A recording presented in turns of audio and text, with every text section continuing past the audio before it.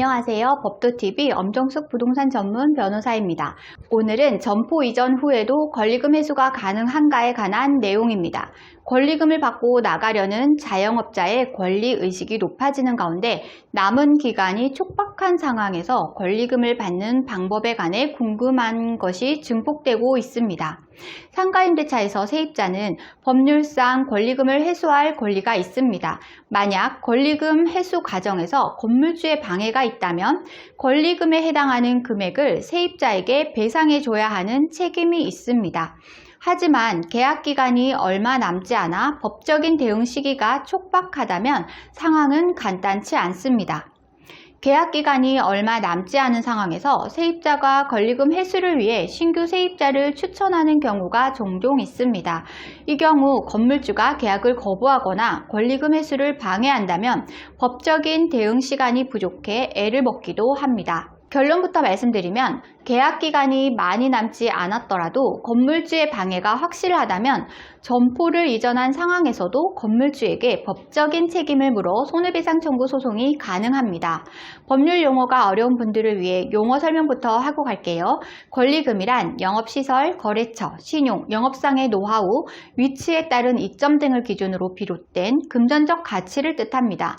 2015년 상가건물 임대차 보호법이 개정되면서부터 법으로 보호받게 됐습니다. 오늘 주제에 이어서 설명드립니다. 상가건물 임대차 보호법 제10조의 4, 제4항에는 임대인에게 손해배상을 청구할 수 있는 권리는 임대차가 종료한 날부터 3년 이내에 행사하지 아니하면 시효의 완성으로 소멸한다고 규정하고 있습니다. 즉, 권리금에 대한 손해배상은 상가 계약이 끝난 후 3년 이내까지 소송을 제기할 수 있다는 말입니다.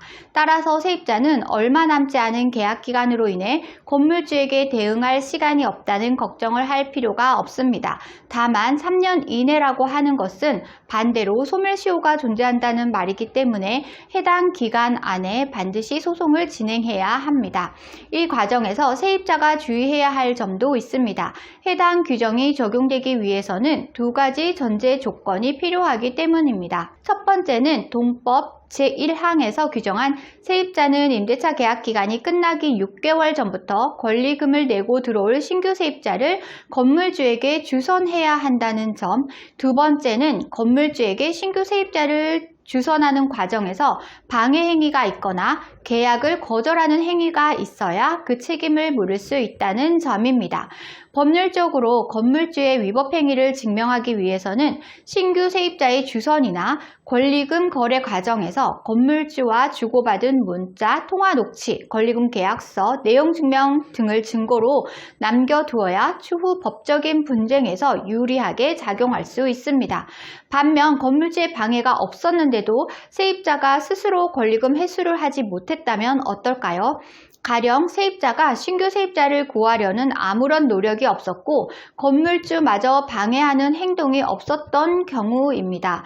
이 경우 법에서 규정한 권리금 회수 방법을 세입자가 따르지 않았고 건물주의 위법 행위까지 없었기 때문에 계약이 끝난 후 권리금에 대한 세입자의 권리는 소멸하고 말게 됩니다. 한편 세입자가 계약기간이 끝나가도록 스스로 신규 세입자를 구하지 못했다면 어떤 방법으로 대응해 볼 수 있을까요?